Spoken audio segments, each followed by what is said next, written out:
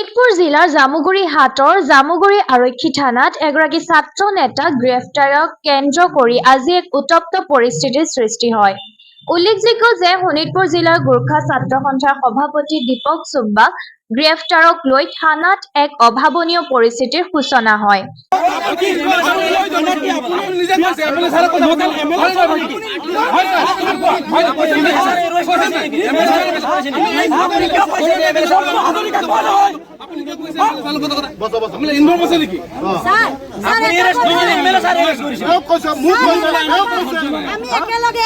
গ্ৰুপত 6জন 7জন আপোনাৰ ৰুমত কথা পাতিব সোমাওতে আপোনালোকে এমএলএ ছাৰৰ লগত কথা পাতিব।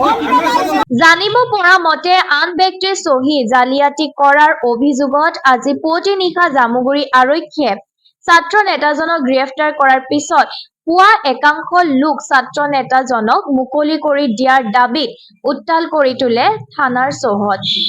আৰক্ষী সূত্ৰে জানিব পৰা মতে মাটিৰ এক বিষয়ত চহী জালিয়াতি কৰি নিজৰ স্বাৰ্থ সিদ্ধি কৰিবলৈ চেষ্টা কৰিছিল।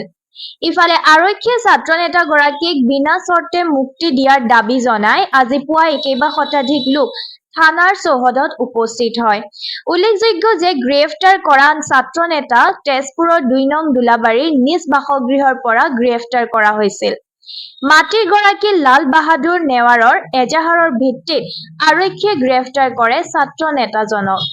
মন কৰিবলগীয়া যে সভাপতি দীপক চুব্বাক আৰক্ষীয়ে স্বাস্থ্য পৰীক্ষাৰ বাবে থানাৰ পৰা নিব বিচৰাত আৰক্ষীৰ সৈতে প্ৰতিবাদকাৰীৰ হতাহতি আৰু তীব্ৰ বাক বিতণ্ডা সংঘটিত হয়। পিছত শোণিতপুৰ জিলা আৰক্ষীৰ উচ্চ পদস্থ বিষয়াৰ উপস্থিতিত পৰিস্থিতি শাম কাটে। তাৰ পাছত তেজপুৰ আদালতলৈ তেওঁক প্ৰেৰণ কৰে আৰু আদালতে তেওঁক মুক্ত কৰি দিয়ে।